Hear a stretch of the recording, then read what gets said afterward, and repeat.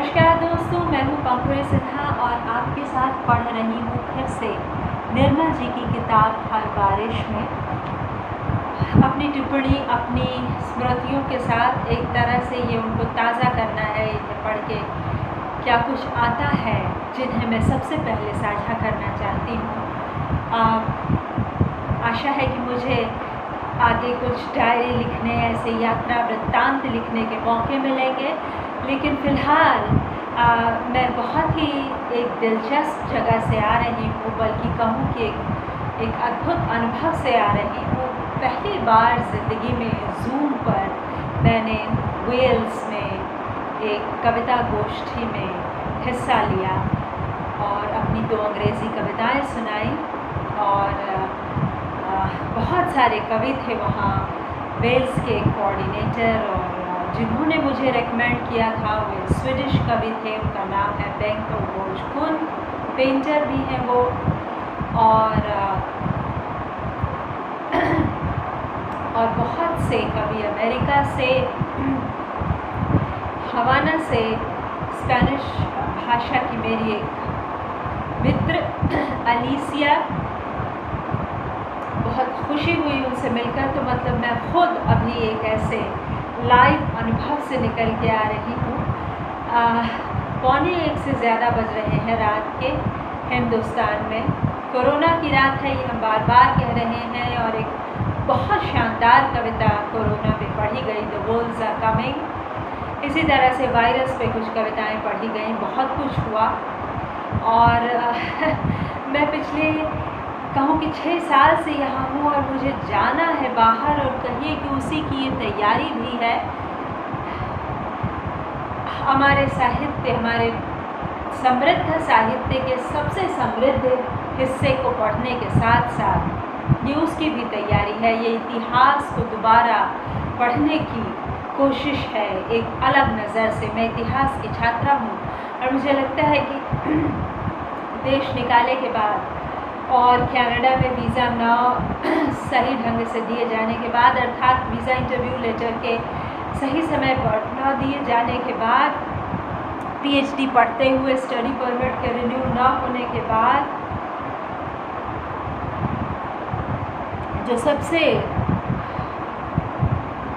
संभव तरीका दिखता है वो है वैसे ही लौटना दोबारा। पिछली बार मैंने ब्रह्म राक्षस पर बोलते हुए ये कहा भी था कि मुझे ऐसे गुरु की तलाश है जो मेरा अंगूठा न कटवाए, एकलव्य की तरह। वो एक लंबी कहानी है, मैं बार बार सुना चुकी हूँ, देश निकाले और उसकी। बस इतना ही फ़िलहाल काफ़ी है। अमेरिका से देश निकाला और फिर कनाडा में एक्सपायरिंग पासपोर्ट की वजह से बहुत समय लगाया स्टडी परमिट के रिन्यूअल में। तो अब मैं वापस अपने देश में हूँ और जाना चाहती हूँ। मैं जाना चाहती हूँ ऐसी कविता गोष्ठियों में लाइव और तमाम चीज़ें। और मैं वो ऊर्जा शायद बयान नहीं कर पा रही, क्योंकि वो खुशी एकदम से रूपांतरित नहीं होती। मतलब एक अंग्रेज़ी का फ्रेज़ है, I just had the time of my life, वहाँ से निकल के आ रही हूँ। और जहाँ मैंने इस किताब को ख़त्म किया था वो संगीत भी बजा रहे थे, और मतलब संगीत तो नहीं बजा रहे थे, वो कविताएं पढ़ रहे थे। खूबसूरत सुंदर कविताएं, बहुत अच्छा लगा मुझे। और काश कि पूरी रात में बैठकर उनको भी सुन पाती और ख़ुद अपना भी वो कर पाती। उसमें पुरस्कार वितरण भी हुआ और एक अमेरिकी कवि ने खिताब जीता, तमाम बातें हुई। लेकिन ऐसा है कि वो अनुभव इतना दिव्य था कि मैं कैसे बताऊं शब्दों में। मतलब हम एक देश से बहुत प्यार करते हैं, और जब हमें वहाँ लौटने के इस तरह से सुचारू रूप से अवसर नहीं मिलते और इन गोष्ठियों में ऑनलाइन शिरकत करने का अवसर मिलता है, तो ऐसा लगता है कि अब हम कैसे फ़ौरन लौट जाएं उस ज़िंदगी में, दरअसल जो कि हमारी थी। अब आप यहाँ रिलेट कर पाएंगे जिस स्टैंज़ा में मैंने छोड़ा था और जहाँ से मैं शुरू कर रही हूँ। वो एक प्राग में रहने वाली यहूदी महिला की कहानी है, गेस्टापो के आने की कहानी है। रेडियो खुला था और मैं रसोई की काउच पर ऊब रही थी। फिर न जाने क्यों कैसे जाग गई, शायद रेडियो की ही वजह से। वह स्मेतलाना का संगीत बजा रहे थे। आधी रात की घड़ी में स्मेताना का रिकॉर्ड। मैं कुछ भी नहीं समझ सकी। जानते हो, डर का अजीब सा सर्द स्वाद। जब जर्मन सेनाएं प्राग में आई थी, उस रात भी उन्होंने रेडियो पर स्मेताना का रिकॉर्ड बजाया था। फिर अचानक संगीत बंद हो गया और मुझे अनाउंसर की आवाज़ सुनाई दी, वे आ रहे हैं। वे भी आ रहे थे। मैंने रेडियो दोनों हाथों से पकड़ लिया, जैसे जैसे वह कॉरल का सिर हो। जब गेस्टापो की पुलिस उसे मेरी बाहों से घसीट कर ले जा रही थी, और तब मैंने सोचा कि यह मुमकिन नहीं है। और फिर मैंने दोबारा सुना कि वे प्राग की तरफ आ रहे हैं, और फिर मैंने रेडियो मेज़ पर रख दिया और बटुए से अपना पार्टी रिकॉर्ड निकाला और कॉरल का पार्टी कार्ड, जो अरसे से उसकी संदूक में मैंने संभाल कर रखा था। और मेरे मन में आया कि मैं उन दोनों को फाड़ दूं, लेकिन कॉरल का ख्याल आते ही मेरे हाथ रुक गए। वह कम्युनिस्ट होने के नाते मरा था, क्या मैं कम्युनिस्ट होने के नाते जी भी नहीं सकती? और फिर मैंने अपने घर के नीचे उनके टैंकों की आवाज़ सुनी, एक के बाद एक। वे बेस्लाव स्क्वायर की तरफ जा रहे थे और उनकी आवाज़ इतनी ऊंची थी कि तुम्हारी दादी, जो आधी से ज़्यादा बहरी है, अपने कमरे का दरवाज़ा खोलकर रसोई में आई और उन्होंने मुझसे पूछा कि यह कैसी आवाज़ है। मैंने पहले सोचा कि उनसे कुछ न कहूँ, किंतु मैं उनके बुढ़ापे का आदर करती हूँ और इस घड़ी उनसे झूठ बोलना मुझे उछापर जान पड़ा। और तब मैंने उन्हें एक एक शब्द उनके कानों में चीखते हुए बताया कि सोवियत टैंक प्राग को घेर रहे हैं। मैंने सोचा था कि यह खबर सुनते ही वह दंग रह जाएंगी। दंग वह ज़रूर हो गई, किंतु उनकी प्रतिक्रिया मेरी आशा के बिल्कुल विपरीत थी। खुशी से उनका चेहरा दमकने लगा। तुम मेरा विश्वास नहीं करती थी, लेकिन मैंने क्या कहा था? आप हमारे कॉरल का वे बाल भी बांका नहीं कर सकते। वे हम सबको बचा लेंगे। मैं हैरत से उनकी ओर देखने लगी। किसको बचा लेंगे? किससे बचा लेंगे? मैंने चीखते हुए उनसे पूछा। और तब दादी ने गदगद स्वर में कहा, जर्मनों से और किससे? उनके टैंक हमें मुक्त कराने आए हैं, देखती नहीं? मैंने कहा था कि एक दिन लाल सेना यहाँ आएगी और हम आज़ादी की सांस लेंगे। दादी रात भर कमरों के चक्कर लगाती रही। वह भी अपने अतीत में जी रही थी, जब रूसी सेना सचमुच प्राग को मुक्त कराने आई थी। मैंने उनसे कुछ नहीं कहा। मैं इतना साहस नहीं बटोर सकी कि उन्हें उनके सुखद भ्रम से मुक्त करा सकूं। इसका उन्हें अधिकार था। 90 वर्ष जीकर अगर आदमी को उसके अतीत से भी वंचित कर दिया जाए, तो फिर उनके पास क्या रह जाएगा? डॉक्टर दर्बोलोवा ने मेरी ओर देखा, फिर सूखे भाव से हंसती। अजीब मुझे सिर्फ तब लगता है जब वह आग्रह से पूछती हैं कि कॉरल छूटकर कब वापस घर लौटेगा। तब मुझे कोई भी बहाना नहीं सूझता। उसके बाद वह एकदम चुप हो जाती हैं। जब मैं दोबारा जीना उतरता हूँ तो उनके शब्द नहीं, उनकी चुप्पी मेरे साथ उतरती है। वह भी मेरे पास है।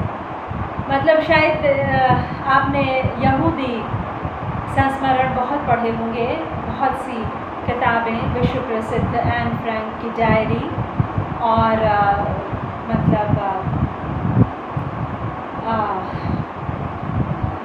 हिस्ट्री में भी होलोकॉस्ट के लिटरेचर पे बहुत कुछ है, लेकिन ऐसा संस्मरण बहुत मुश्किल है। कुछ लोगों ने कंसंट्रेशन कैंप्स को सरवाइव किया, कुछ लोगों ने बहुत बूढ़े होकर अपनी स्मृतियाँ साझा की कंसंट्रेशन कैंप्स की, जब वे छोटे बच्चे थे या जवान लोग थे, और कितने लोग उसमें मरे। और एक माँ जो सोचती है कि उसका बेटा एक ऐसी जेल में है जहाँ से आएगा। दोस्तों, हमें कितने ख़तरनाक समय में है। हिंदुस्तान में भी बड़ी ख़राब किस्म की गिरफ्तारियाँ हो रही हैं और जेलों में लोग कोविड से इन्फेक्टेड हो रहे हैं, जैसे कि बरवर राव। मार्क्सिज्म पे बहुत ज़्यादा क्रैकडाउन है। तो हमने बात शुरू की थी कि मार्क्सिज्म का एक ह्यूमन फेस होना चाहिए, लेकिन उसी मार्क्सिज्म के टोटलिटेरियन फेस ने उन ह्यूमन मार्क्सिस्ट्स का खात्मा शुरू किया है। ये त्रासदी हुई प्राग स्प्रिंग के अंत की ओर। ऐतिहासिक दस्तावेज है यह, और भाषा का जहाँ तक सवाल उठता है, मैं ये कहना चाहूँगी कि निर्मल जी का एक वाक्य इसको पढ़ के मुझे याद आता है कि अजनबी शहर का सन्नाटा, अजनबी शहर का सन्नाटा अपने शहर के सन्नाटे से अलग होता है। हालांकि इस पे इतना कुछ कहा जा सकता है और इतनी बातें इस एक वाक्य पे ही कही जा सकती हैं कि मैं क्या कहूँ, लेकिन कहना सिर्फ अभी ये है कि उनके पास जो भाषा है और जिस तरह से वो आवाज़ को, चुप्पी को, आवाज़ की उपस्थिति, उसकी अनुपस्थिति को ध्वनित और वर्णित करते हैं, उसका कोई जवाब ही नहीं है। उनका खामोशी और सन्नाटे के दो अंतरों को बताते हुए, दुनिया शुरू होने से पहले खामोशी रही होगी और दुनिया ख़त्म होने के बाद सन्नाटा। ये जो दो वाक्य मुझे हमेशा याद आते हैं। ये किन किताबों से हैं या किन कहानियों से मुझे पता नहीं, लेकिन ये मुझे लगता है कि ये इतना बड़ा शाश्वत सच है। खामोशी और सन्नाटे के भेद में दुनिया शुरू होने से पहले खामोशी रही होगी और दुनिया ख़त्म होने के बाद सन्नाटा। तो दोस्तों, आज के समय में ये सवाल तो है कि हमें इसमें अपनी आवाज़ कैसे भरनी है, लेकिन हमें खामोशी और सन्नाटे के बारे में बहुत विस्तार से सोचना चाहिए। जब हम पढ़ रहे होते हैं तो भी सस्वर या चुपचाप शब्दों को अपनी आँखों से केवल, तो भी एक भाषा हमारे भीतर उतर रही होती है, बेआवाज़, लेकिन उसकी अपनी एक ध्वनि है, उसकी अपनी एक। तो कहने का मतलब ये है कि खामोशी दुनिया के शुरू होने से पहले, जैसे कि प्रेम के शुरू होने से पहले खामोशी होती है और उसके ख़त्म होने के बाद सन्नाटा। मुझे लगता है इतना सुंदर वर्णन प्रेम की शुरुआत और उसके अंत का किसी ने नहीं किया, किसी कवि ने भी नहीं किया, किसी भाषा के। ऐसा मुझे लगता है। हो सकता है कि किसी दिन मैं एक ऐसी प्रेम कविता पढ़ूँ जो इस सेंटेंस को पार कर जाए, लेकिन अब तक कुछ भी नहीं मुझे मिला है। वे मुझे फ़ोटो दिखाते हैं, बहुत पुरानी जर्द फ़ोटो, लेकिन उन दोनों के चेहरे मैं पहचान सकता हूँ। उनके हाथ में झंडे हैं और वे खुली ट्रक में खड़े हैं। फ़ोटो के पीछे डेट लिखी है 1956। तब वे कॉलेज के छात्र थे। वे दोनों ही हंस रहे हैं फ़ोटो में। मैं उनके फ्लैट में आया था। उन्हें नहीं मालूम कि वह प्राग में मेरी आखिरी रात है। मैंने उन्हें नहीं बताया। बाद में उन्होंने चिट्ठी में लिखा कि कई दिनों तक वे समझते रहे कि प्राग में ही मैं कहीं छिपा हूँ। ये कितनी बड़ी बात है कि एक विदेशी मित्र को इस तरह से याद किया जाए, है ना। ऐसी दोस्तियों पे नाज है। मैं उनके लिए स्कॉच की एक बोतल लाया था। वह मैंने चैनल पार करते हुए स्टीमर पर खरीदी थी, ड्यूटी फ्री, उन दोनों के लिए। वे बहुत पुराने मित्र हैं। उनके 2 बच्चे हैं और वे सो रहे हैं पास वाले कमरे में। वे भी मेरे मित्र हैं। निर्मल जी ऐसे हैं कि वाकई जब मैंने उनको पहली चिट्ठी लिखी थी तब तक तो मेरी उम्र बहुत थी, मतलब तब मेरी उम्र लगभग 22 साल की तो थी ही, लेकिन या हो सकता है 21 की हो। लेकिन जब मैंने उनको पहली बार पढ़ा था तब मैं हाई स्कूल में थी और मैं पागल हो गई।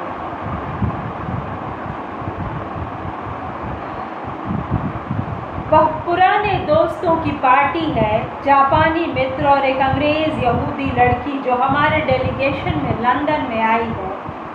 एक विस्की की बोतल खोलती है, हम पीते हैं।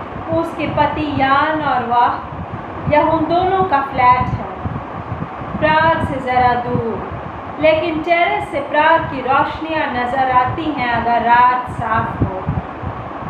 वह एक साफ रात थी और हम पीते हुए रोशनियां देख रहे थे।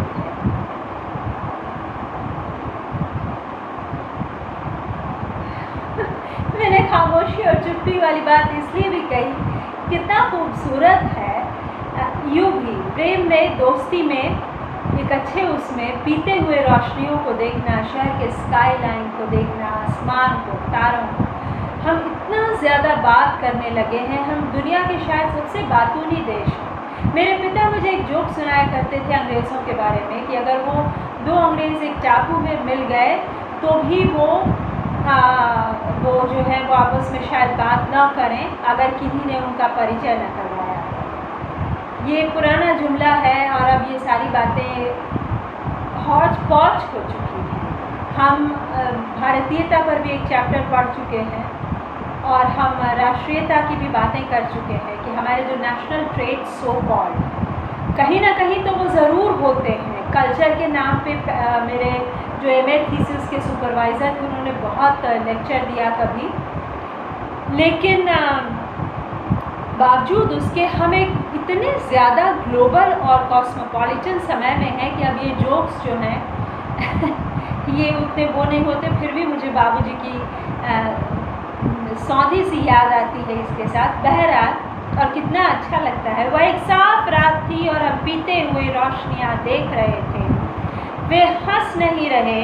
ट्रक पर उड़ते हुए झंडे, नारे 1956 के दिन या सिर्फ फोटो है, वहाँ वे हंस रहे हैं और उस क्षण की ही हंसी शाश्वत है। हर जगह सनसनी है। 2 रात पहले प्राग में जनरल प्रेचको आए थे। यह वही जनरल है जिनकी कमांड में वार्सा पैक्ट की सेनाओं ने चेकोस्लोवाकिया पर आक्रमण किया था। हर जगह सनसनी है। 2 रात पहले प्राग में जनरल ग्रेचको आए थे। यह वही जनरल हैं जिनकी कमांड में वार्सा पैक्ट की सेनाओं ने चेकोस्लोवाकिया पर आक्रमण किया था। कुछ महीने पहले दिल्ली में भारतीय प्रधानमंत्री ने जिस व्यक्ति का स्वागत किया था वह भी जनरल ग्रेचको थे। कैसा अजीब संयोग है। हम सब यान की प्रतीक्षा कर रहे हैं। एवा से मालूम हुआ कि वह पिछली 3 रातों से घर नहीं लौटे और इसलिए भी शायद इतनी खामोशी हो चुकी है। प्राग के उन तनाव भरे दिनों में उन्हें हर क्षण प्रधानमंत्री के पास रहना पड़ता है। यान प्रधानमंत्री के सांस्कृतिक सचिव हैं। वह नए चेक साहित्य के सुप्रसिद्ध आलोचक भी हैं। मैं उन्हें तब से जानता हूँ जब वह यूनिवर्सिटी में चेक साहित्य के प्राध्यापक थे। पिछले साल नए सुधार आंदोलन के स्वर्ण दिनों में सरकार ने बुद्धिजीवियों और लेखकों से सहयोग मांगा था। उन्हीं दिनों यान को यह नई पोस्ट मिली थी। उन्हें कभी कभी प्रधानमंत्री के भाषण में लिखने पड़ते थे और इस बात को लेकर हम अक्सर उनकी टांग खींचते थे। प्राग आने पर मुझे काफ़ी आश्चर्य हुआ था कि वह भी प्रधानमंत्री के परामर्शदाता हैं सांस्कृतिक मामलों में। 11 बजे उन्होंने एवा को फ़ोन किया, मीटिंग जारी है, लेकिन वह आधे घंटे के लिए आने की कोशिश करेंगे। स्कॉच विस्की की सूचना पाकर भी वह जल्दी न आ सके। इसका अनुमान लगाना मुश्किल न था कि स्थिति बहुत ख़राब है। टेलीफोन पर उन्होंने एक शब्द भी न कहा। एवा पीती है, उसकी आंखें सुर्ख हैं। लगता है वह भी 3 रातों से नहीं सोई। अगर शांति है तो पास वाले कमरे में जहाँ दोनों बच्चे सो रहे हैं। उनकी स्थिर गर्म सांसों की आहट, हमारी हलचल, बेचैनी, उत्तेजना सबको हास्यास्पद बना देती है। क्या होगा, यह एक प्रश्न चारों तरफ मंडराता है। एवा बर्फ लाती है। अंग्रेज़ यहूदी लड़की मुझसे पूछती है कि क्या दुबचेक अपनी जगह पर रहेंगे? अपनी जगह?